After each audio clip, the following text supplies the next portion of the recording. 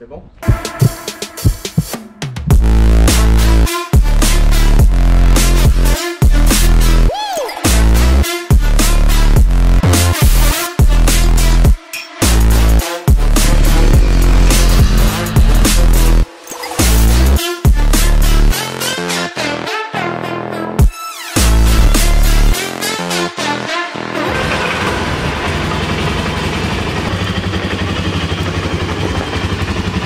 Bonjour à tous, on fait un petit tuto nettoyage là-dessus, il en a bien besoin celui-là. On va le nettoyer, le dégraisser, on va faire le kitchen, on va le dégraisser aussi et on le regraisse. On a des petits produits WD-40 aussi qui sont vraiment bien. Et puis voilà, puis on attaque tout de suite. On va peut-être ouvrir l'eau.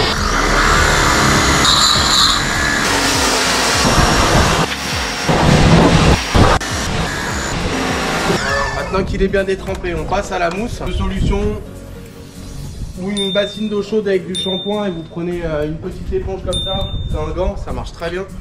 Voilà, donc vous le lavez à chaque utilisation. Prenez votre gant, on le trempe, puis allez. Voilà, on peut faire ça comme ça marche bien aussi. Après on peut essayer les petits produits qui nous ont été envoyés. Donc voilà, avec un spray, il y a déjà le pulvérisateur qui est déjà fourni avec. Voilà, donc ils disent que c'est un produit à pulvériser, on laisse agir et on a juste à rincer. Donc on va voir ce que ça donne. On peut en mettre partout. On peut mettre ça sur tout, hein. Pneumatique, frein, c'est pas du tout gras, il n'y a pas d'acide non plus. Il n'y a aucun souci, quel que soit le matériau sur quoi vous le pulvérisez. Que ce soit métal, plastique, caoutchouc.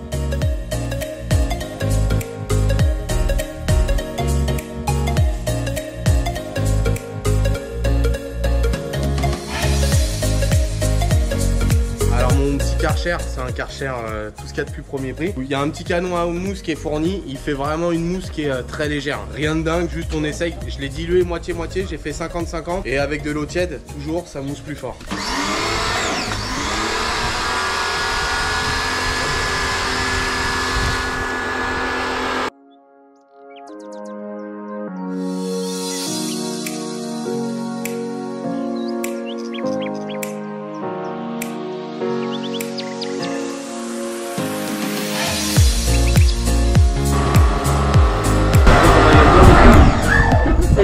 Je l'ai pris, hein.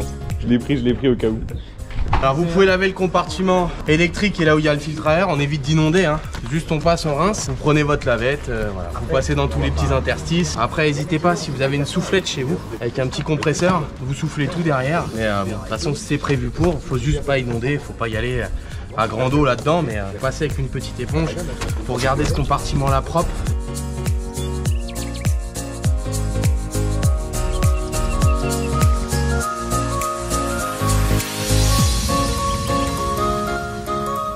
Allez, là on retrouve le quad, il est nickel. On peut voir, c'est que le produit de chez Muc-Off, il est pas mal, il est hyper déperlant.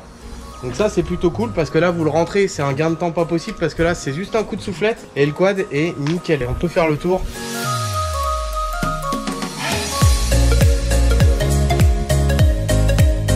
Bon, les produits utilisés, vous utilisez une bassine avec de l'eau chaude, un gant. Ça c'est top. Là on a utilisé pour le laver aujourd'hui les petits produits Muc-Off. On n'a pas utilisé les brosses. Alors les brosses qui sont fournies dedans, il y a des brosses avec des racloirs à bout. C'est parfait pour si vous avez un quad style baroudeur. C'est top, il y a les petits racloirs à bout, il y a les petites brosses pour passer dans tous les petits interstices, une brosse à jantes, une brosse pour les plastiques. Donc on s'en est pas servi, mais on pourra s'en servir la prochaine fois si le quad revient vraiment plein de boue. Bon, le petit produit qui va bien, que tout le monde connaît, hein, vous pouvez en acheter partout, ça vaut rien. Un petit nettoyant jante. Et en plus on l'avait pré-lavé avec un petit shampoing qui est juste là. Voilà, pareil, vous utilisez un petit shampoing avec l'eau chaude dans la bassine, un petit coup de Karcher et il est nickel. N'hésitez pas, après que vous l'ayez lavé, vous le refaites tourner, vous le démarrez surtout, vous le laissez tourner encore 5 minutes. Après vous le rentrez, on passe au graissage de chaîne et puis il est nickel pour votre prochaine sortie. Voilà, revenons-en en fait. Revenons-en à nos moutons. Ça y est les gars, vous êtes prêts? On se fait un petit nettoyage de kitchen. On a une petite gamelle un peu allongée comme ça. Vous arrivez à prendre du pignon de boîte et jusqu'au kitchen en fait. Nous on le glisse sur le renfort du châssis à côté du bras oscillant. On le met sur la traverse qui est là. Ça va le lever à peine, mais juste de quoi faire tourner et faire le kitchen.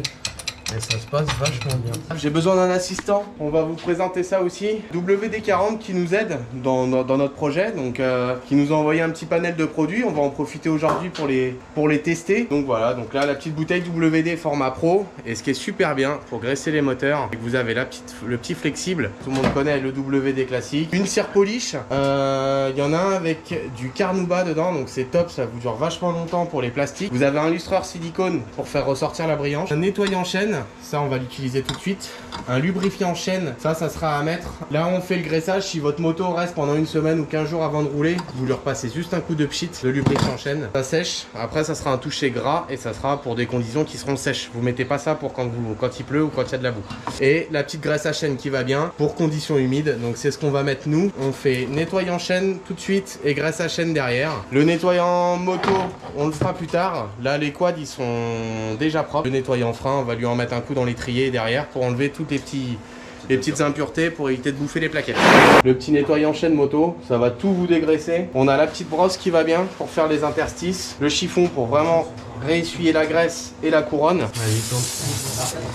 Attends, va doucement. Vas-y, fais plus vite.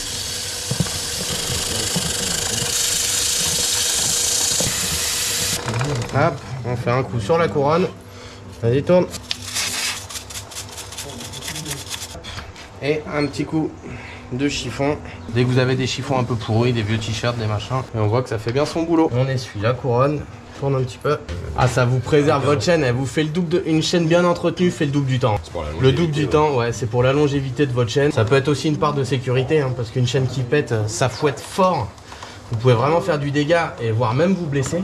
Parce qu'un keychain, il faut compter une bonne centaine d'euros. Vous voyez, faites le calcul. Les bonbonnes comme ça vaut 3 euros, 4 euros. Bon, je préfère passer ça à chaque sortie que de passer un keychain tous les 3 mois, quoi. Là, on peut le voir, on la touche, on a les mains propres. Voilà. Elle est propre. Et là, on va passer au graissage. Graisse chaîne moto, conditions humides.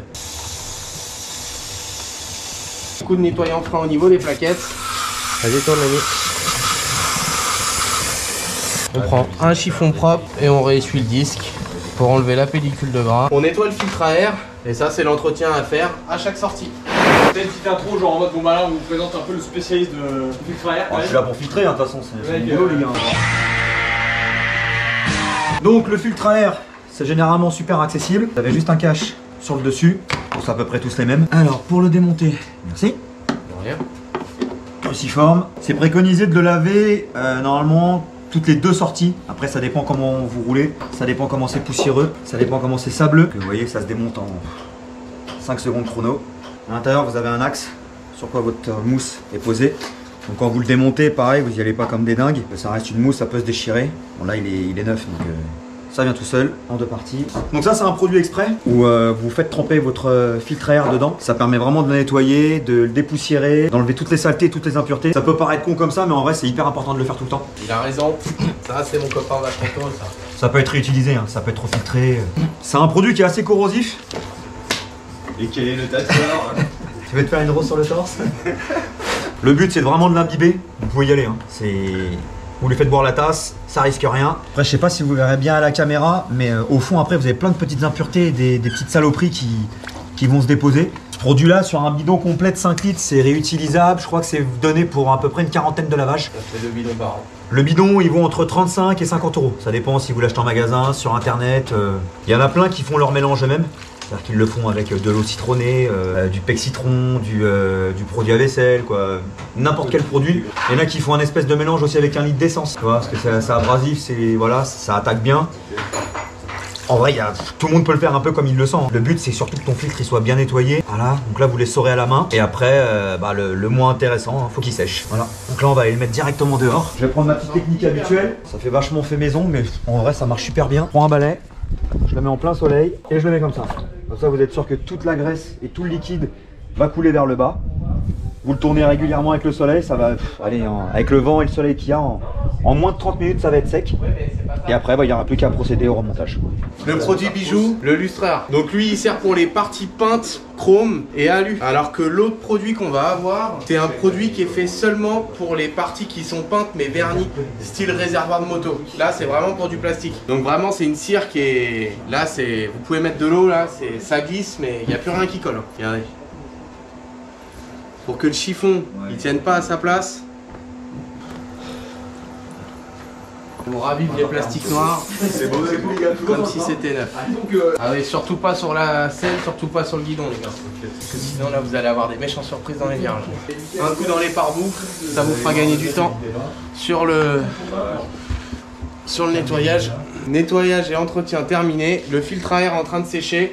Bon voilà, petit entretien fini, complet. Donc nettoyage, pré-lavage du quad, lavage du quad. Il est nickel, prêt pour la prochaine course et puis le prochain périple. Voilà tout le monde, comment ça se passe.